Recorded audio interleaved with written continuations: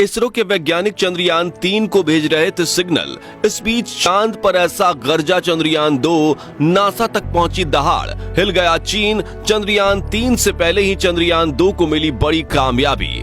पहले चांद की सतह पर बर्फ और फिर बाहरी वातावरण में खोज डाली ऑर्गन 40 गैस। दोस्तों, आज से करीब 4 साल पहले यानी 7 सितंबर 2019 के दिन इसरो टीम अपने दिल पर पत्थर रखकर एक ऐसा खबर सुनाती है जिससे पूरा भारत मायूस हो गया था। दरअसल उस दिन चांद पर गया भारत का मिशन चंद्रयान 2 लैंडिंग के दौरान फेल हो गया था। वो दिन भारत के इतिहास का सबसे मनहूस दिन था। लेकिन उसी दिन इसरो ने यह ठान लिया था कि चांद पर चंद्रयान 3 को भेजकर चंद्रयान 2 के अधूरे मिशन को पूरा करेंगे। और 4 साल तक दिन रात मेहनत करने के बाद इसरो ने पिछले दिनों चंद्रयान 3 को लॉन्च कर दिया है, जो कि धरती का 5वां चक्कर लगाते हुए चांद की तरफ आगे बढ़ रहा है। लेकिन इस बीच एक ऐसी खबर आ रही है जिसने नासा और चीन को हैरान परेशान कर दिया है। तो क्या है वो खबर? पूरी जानकारी देंगे, वीडियो को अंत तक जरूर देखिएगा। दरअसल इसरो का दूसरा मून मिशन चंद्रयान 2, जिसे फेल बताया जा रहा था, वो अब अपनी गहरी नींद से जाग चुका है और ऐसी करामात करके दिखा रहा है जिसे देखकर दुनिया की सभी स्पेस एजेंसीज हक्की बक्की हो गई हैं।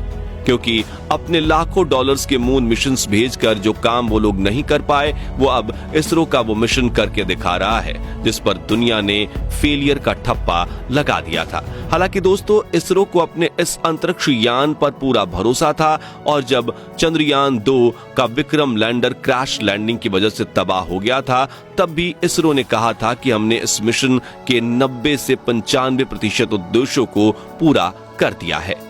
यानी चंद्रयान 2 मिशन पर इसरो ने जो 5 साल और 978 रुपए झोंक दिए थे, वो पूरी तरह से बर्बाद नहीं हुए हैं। लेकिन उस वक्त नासा, चीन, सोवियत यूनियन और यूरोपियन स्पेस एजेंसी का मानना था कि चंद्रयान 2 ने अपने मुख्य उद्देश्य यानी लैंडिंग करने को पूरा नहीं किया है। मगर अब चंद्रयान 2 के ऐसे करामात हो गए हैं जिन्हें देखकर इन सभी की बोलती बंद हो गई है।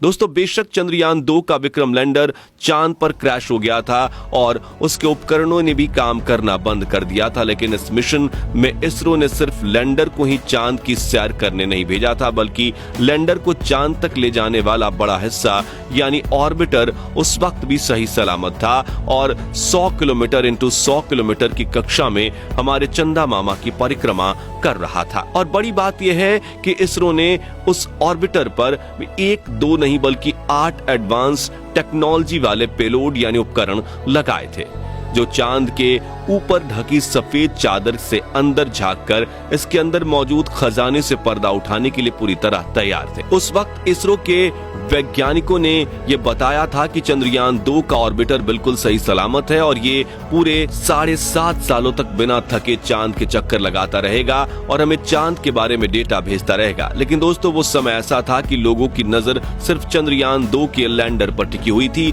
और ऑर्बिटर को तो लोग भूल ही गए थे। लेकिन अब चंद्रयान 2 के ऑर्बिटर ने चांद के कुछ ऐसे रहस्यों से पर्दा उठाया है कि सुनकर पूरे वैज्ञानिक जगत के अंदर हड़कंप मच चुका है। दरअसल आज तक सिर्फ यही कहा जाता था कि चंद्रमा के पास अपना कोई वायुमंडल नहीं है, वहां के वातावरण में कोई गैस मौजूद नहीं है और चंद्रमा सिर्फ एक एयरलेस बॉडी है। लेकिन अब चंद्रयान 2 के ऑर्बिटर ने इसरो को जो डेटा कलेक्ट करके भेजी है, उसके मुताबिक चांद के आयनोस्फीयर में प्लाज्मा डेंसिटी मौजूद है, यानी कि चांद पर एक पतला वातावरण मौजूद है जिसमें कई महत्वपूर्ण गैसेस हो सकते हैं। चंद्रयान 2 की इस खोज को लेकर इसरो ने बताया कि यान के ऑर्बिटर पर लगे एटमॉस्फेरिक कंपोजिशन एक्सप्लोरर CHESS-2 उपकरण ने चांद के एक्सोस्फीयर यानी कि बाहरी वायुमंडल में ऑर्गन 40 यानी कि 40 AR गैस का पता लगा लिया है। बता दें कि एक्सोस्फीयर खगोलीय ग्रह या उपग्रह के ऊपरी वातावरण का सबसे बाहरी क्षेत्र होता है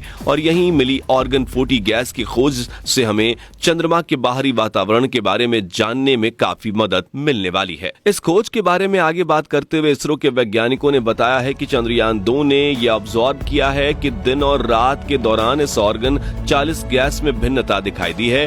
उनके मुताबिक जब चंद्रमा पर दिन होता है तो ये गैस कंडेंस हो जाती हैं, आसान शब्दों में गाढ़ी होकर जम जाती हैं और जैसे ही दिन होता है ये एक वायु की तरह ही रिलीज होकर वातावरण में रिलीज होने लगती हैं। दोस्तों, ये चंद्रमा के वातावरण की सबसे बड़ी खोज इसलिए मानी जा रही है क्योंकि अगर यहाँ ऑर्गन 40 गैस मौजूद है तो हो सकता है कि डीप ऑब्जर्वेशन करने पर हमें चंद्रमा के वातावरण में मौजूद शेष गैसों के बारे में भी पता लग सके। इसलिए हम इस खोज को दुनिया भर के वैज्ञानिकों के लिए एक उम्मीद की किरण जरूर कह सकते हैं। दोस्तों, बता दें कि ऑर्गन गैस खोजने के अलावा चंद्रयान 2 के ऑर्बिटर ने पिछले 4 सालों में चांद के कई रहस्यों से पर्दा उठाया है। इसके बारे में शायद हर भारतीय नहीं जानता होगा, लेकिन चंद्रयान 2 की हर खोज को देखकर काफी लंबे समय से नासा और चीन पानी पानी हो रहे हैं। जैसा कि चंद्रयान 2 के ऑर्बिटर पर OHRC यानी ऑर्बिटर हाई रेजोल्यूशन कैमरा लगा हुआ है, जो 100 किलोमीटर की ऊंचाई से भी चांद की बारीक से बारीक तस्वीरें खींच रहा है और इसने चांद के कई बड़े क्रेटर्स का पता लगाकर फोटोज के जरिए इनकी मैपिंग भी कर ली है। जैसा कि आप इस फोटो में चांद का जो क्रेटर देख रहे हैं उसका नाम मित्रा है, जिसका नाम भारत के जाने माने फिजिसिस्ट सीसी कुमार मित्रा के नाम पर रखा गया है। 92 किलोमीटर चौड़ा यह क्रेटर चांद की वेस्ट साइड पर मौजूद है। इस तरह चंद्रयान 2 की मदद से चांद के छोटे मोटे क्रेटर्स और पहाड़ के हाई रेजोल्यूशन फोटोज इकट्ठा कर लिए गए हैं और इसने चांद की सतह का नक्शा बना दिया है, जो न सिर्फ चंद्रयान 3 बल्कि भविष्य में होने वाली सभी मून मिशन में काम आने वाले हैं। इसके अलावा दोस्तों, चंद्रयान 2 पर एक्सरे स्पेक्ट्रोमीटर नाम का एक उपकरण भी लगा हुआ है, जिसने चांद की सतह पर क्रोमियम, मैग्नीज और सोडियम जैसे मूल्यवान खनिजों का पता लगाया है। वहीं साल 2009 में चंद्रयान 1 ने चांद की सतह पर पानी की खोज की थी, लेकिन कई वैज्ञानिक चंद्रयान 1 की खोज से संतुष्ट नहीं दिख रहे थे। लेकिन चंद्रयान 2 के ऑर्बिटर पर लगे इंफ्रारेड स्पेक्ट्रोमीटर उपकरण ने चांद की सतह पर हाइड्रोक्सिस और वाटर आइस होने के बाद पर ठप्पा लगाकर उन सभी के मुंह को बंद करवा दिया है जो इस बात से इनकार कर रहे थे। दोस्तों, इसके अलावा चंद्रयान 2 पर एक ऐसा उपकरण लगा हुआ है जो चांद नहीं बल्कि सूरज की स्टडी करता है। जी हाँ, हम मजाक नहीं कर रहे। इसरो के वैज्ञानिक हमेशा दूर की सोचते हैं और उन्होंने चंद्रयान 2 पर एक एक्सरे मॉनिटर लगाया है जो सूर्य की सतह पर हो रहे धमाकों की स्टडी करता है। इन्हीं धमाकों की वजह से सूर्य का आउटर लेयर यानी कोरोना काफी ज्यादा गर्म हो जाता है और इन्हीं की वजह से कई बार सूर्य से बड़े बड़े सौर तूफान निकलते हैं जो अपने आसपास वाले ग्रहों और उपग्रहों पर हमला करते हैं। अब अगर आप सोच रहे हैं कि पृथ्वी पर सौर तूफान क्यों नहीं पहुंच पाते, तो बता दें कि पृथ्वी के पास अपना मैग्नेटिक फील्ड यानी कि चुंबकीय क्षेत्र है जो इन किरणों को आसपास धकेल देती है और कई बार ये तूफान पृथ्वी के ध्रुवीय इलाकों में आसमान में चमक रहे अरोरा के रूप में दिखते हैं। जानकारी के लिए बता दें कि अगर हमें अंतरिक्ष में जाना है तो इन सौर तूफानों के आने का समय और तीव्रता के बारे में जानना काफी ज्यादा जरूरी है ताकि हमारे वैज्ञानिक इनसे बचने की तकनीक खोज पाएं, क्योंकि कई बार ये सौर तूफान इतने रौद्र रूप धारण कर लेते हैं कि किसी भी चीज को पल भर में जलाकर राख कर दें। और अंतरिक्ष में तो पृथ्वी का चुंबकीय क्षेत्र हमें बचाने तो नहीं आएगा ना।